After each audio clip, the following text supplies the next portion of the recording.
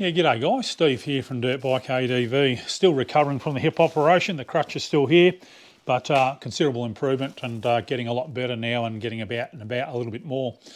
Having had a hip operation, you get a bit of spare time, don't you? So what do? You can't ride motorbikes, so you research motorbikes. So I've been doing a lot of research and had to go down and see a specialist, see my surgeon the other day, and I pulled into a motorbike shop on the way back, and it's just amazing the changes that are happening in the motorcycle industry at the moment. Quite blown away. It was just a local MCAS here in Australia, so sort of like a warehouse style motorbike shop. And I sort of didn't know what they stocked. I'd gone in there and bought a couple of bits and pieces over the years, but hadn't really taken much notice. But walked in and decided where all the new motorbikes are. And in there was, of course, the Himalayan. And I thought, oh, right, I've seen this. Lots of people reviewing them, lots of people buying them. I thought I'll have a look at the Himalayan. And just as I walked in, I looked past the Himalayan. There's the CF Moto MT450, I think it's called. So, oh, wow, there you go. There's another bike I've wanted to have a look at. I seen one of those out at a local spot the other day and was having a chat to the owner. And he thought it was pretty good. Oh, the old hip's a bit sore. Walked up, had a look at the 450 Himalayan. I'm pronouncing it Himalayan. I don't care what they say. I call the mountains the Himalayan mountains, so I'm pronouncing it Himalayan. Had a good look at that bike, and it is a seriously good offering, that bike, you know. Dave Darcy from Adventure Bike, Dirt Bike TV, or whatever he calls himself, reviewed about it. He's ridden the 411, the old 411. And I looked at that bike and I went, yeah, that's a bike that I would buy, particularly seeing it's under 10 grand, you know. And these are some of the changes that are coming in this industry, you know. So I love the look of it, particularly probably as I get older and I'm probably less aggressive in my riding style and just want to cruise a little bit more. It looked like a really good option for me. So I walked up towards the back of the store. There was the CF Moto 450 MT, and again, wow, what an offering, you know.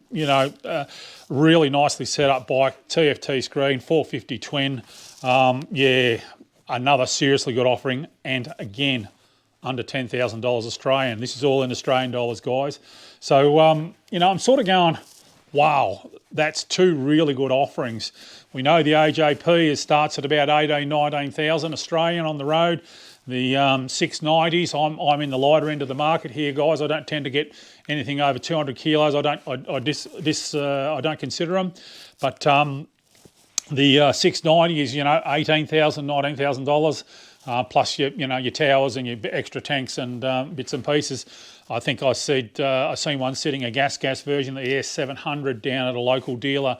I think that was, if the dealer fitted it all up for you, it was either 23 or 24,000 on the road. So, you know, they're up 24,000. You can buy this MT 450 or the Himalayan 450 for well under half that, and certainly half the price of the AJP.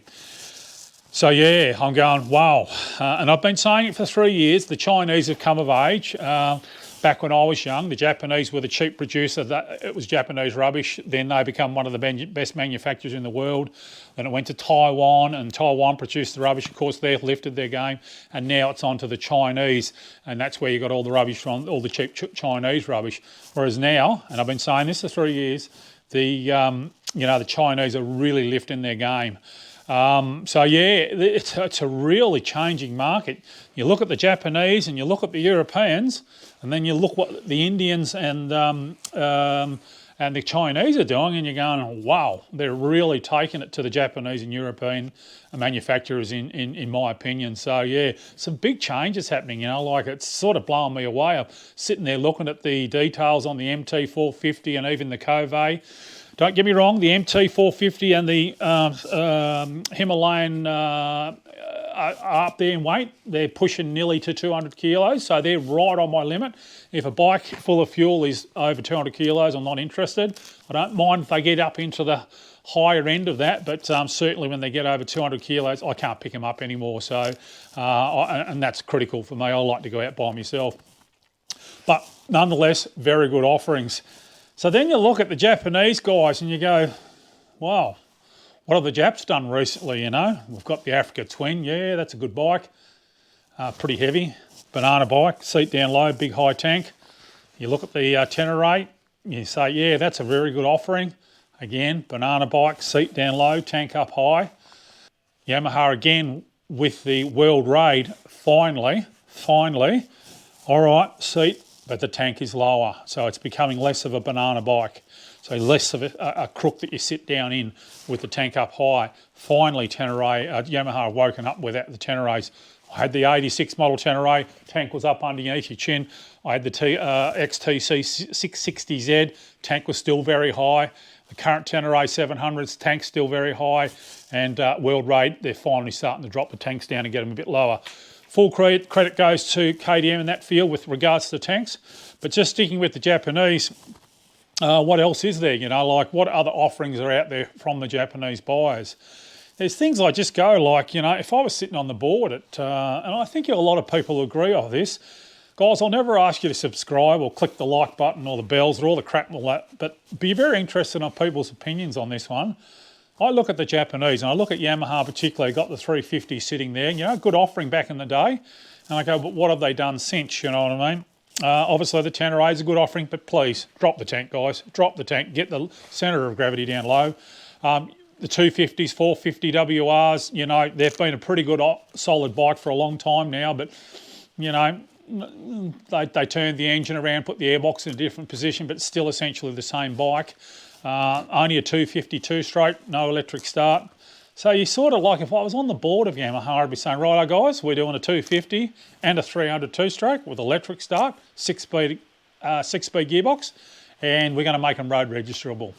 And then you say, righto boys, we're going to make a WR250R again, and we're going to do a WR450R. Why wouldn't you do that, guys? It's so simple. They've got the WR250 and the WR450. Just make a 250R and a 450R. And while you're at it, you know what? Put a long stroking cylinder and a bit more oil capacity on the WR450R. Put a little screen, a long range tank, a little rack on the back, and call it an adventure bike. Not that hard, guys. So yeah, you go into Honda and you go, right, you've got a really good offering with the 300 Rally, 250 and the 300 Rally. Why aren't you doing it with the 450, guys? A 450 Rally, again, longer stroking motor, a bit more oil capacity, bigger tank, bit of a rack at the back. 300 Rally's got a good little, a nice little compact tower. So simple, and yet they miss the mark, you know. We go on to Suzuki, you know, you go, oh yeah, 650 was a good offering back in the 90s, as was the 400. Both really good bikes, both solid bikes. Please, Suzuki, update them. Can we have some fuel injection? Can we have a 6-speed gearbox? Can we have a little bit lighter bike? Maybe on the 650 a tower, again, a rack, a longer range tank, you know. Not that hard, boys and girls, not that hard. We go on to the European manufacturers and I go, righto, KTM have innovated, there's no doubt about that, with the 790s and the 890s, fuel cells down low, wrapped around, much lower centre of gravity. Even though the Norden looks tall, it has a very low centre of gravity. I've sat beside them in that, I've never ridden one, but I've, you know, sat in the workshop and gone, the bike shop and rocked them backwards and forwards and go, yeah, they have got a low centre of gravity. So good on KTM with those Husqvarnas and the 790s and 890s and that sort of stuff for lowering the centre of gravity. Good work. But how about the lighter end of the market? You've got a 450 Rally that you sell for ridiculous money. That's a, you know, competition bike. Can we just have a 450 adventure bike?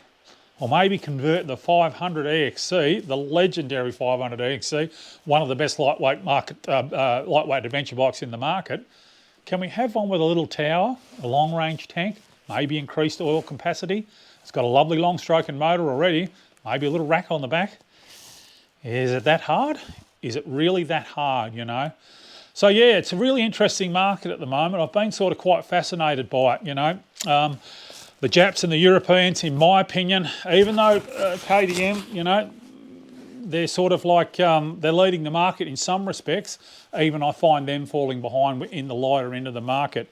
And certainly KTM are having problems with quality control. They've sent their manufacturing over to China and India, which speaks volumes of why we're starting to get these Coveys and these CF Motos and these Royal Enfield bikes that are coming out that are really good quality bikes. When KTM sends their manufacturing over there, they've obviously got confidence in them. Having said that, they do have some quality problems with their cams and some of their oil feeds and stuff like that.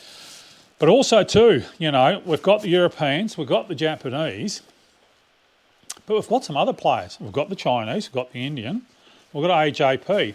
Now obviously the AJP, I'm a big fan of the PR7, but in Australia here, we're actually getting the SPR range later this year out here. That's the SPR range is their enduro range, so they've got like a 250, a 300 and a 500 roughly. Again, looking at the specs of those bikes, you know, they look really good. They are going to be the dear end of the market, there's no doubt about it. You've got to remember something with AJP, they are still a handmade bike. There's no mass production, they're a handmade bike. They source nothing but the best components, really good suspension, Brembo brakes, you know, all the gear on them. They have come with tablets, towels, all that sort of stuff. The SPR range, again, good quality gear, good quality suspension and brakes, and they really spec up nice. Admittedly, they're going to be the dear end of the market, but you know, I just look at those. Again, seat under the tank, air filter up high right in front of the handlebars. Pretty quick little access to the air filter, you know, a little flip-off lid that you can get to the air filter. So, you know, AJP are coming with some good offerings. Bit of a shame the SWM Mojo motorcycles here in Australia, in Melbourne, in fact, have now dropped the SWM because they were again using the old Husqvarna BMW engines. They had the RS500 and the RS300. And obviously they had the Super Dual, which was a really good offering. The Super Dual was never a really strong off-road bike, but it was a great little tourer that came all set up. It was a great offering. I think either the same engine as my AJP, I think. Don't quote me on that, but either that era or the era afterwards. So yeah, but yeah, you know, AJP, for example, handmade bike, and the engine is still made in Italy. So if you're concerned about quality, would you buy a bike with an Italian-made engine just up the road from the Ferrari factory with a handmade bike, custom built in Portugal? May look pretty good to me. I'd probably pay a bit more for that. Obviously, the Japs have no quality issues, but yeah, I'm starting to wonder about the quality control with the KTM range of bikes. So yeah, there's some big changes in the industry, guys, some really big changes, and it's got me intrigued where we're going to go. So yeah, very interesting times. As I say, this all just started in the back of my mind. I've got a bit more time at the moment, and so yeah, it was sort of one of those things where I pulled in, had a look at those two bikes, the Himalayan and the MT450, the CF Moto 450. Yeah, and I just went, wow, the market is changing here. And maybe, just maybe, some of the European brands, maybe KTM with their financial difficulties, might drop gas like they did with Hasselberg. And, you know, who knows? They might even, you know, combine Husqvarna and KTM together. Who knows what's going to happen? But very interesting times, guys, very interesting times. Like I say, be interested to get your thoughts on, you know, where the Japs or the Europeans or whether these Chinese and Indian bikes are going to be viable for us. Yeah, as I say, don't have to bloody hit the like button or subscribe or anything like that. But yeah, it's an interesting time in the motorcycle industry. Interesting time. Anyway, it's pretty cold out in the shed tonight, so I think I'm going to finish this cup of tea and head inside. Maybe do some editing again. I've got plenty of time at the moment. Thanks for watching, and we'll see you out on the trails a little bit sooner than last time I spoke to you. Oh, and by the way, I'm also in the process of editing episode 2 of the lightweight adventure dirt bike build. That'll be coming out this Friday. So yeah, looking forward to that. It's a fun exercise. It all started with me buying a 350 because I've got to do some work on my ute. But yeah, it's a bit of a fun exercise for me now. I'm enjoying the journey, so to speak. Anyway, guys, thanks for watching. We'll hope to see you in the trail soon.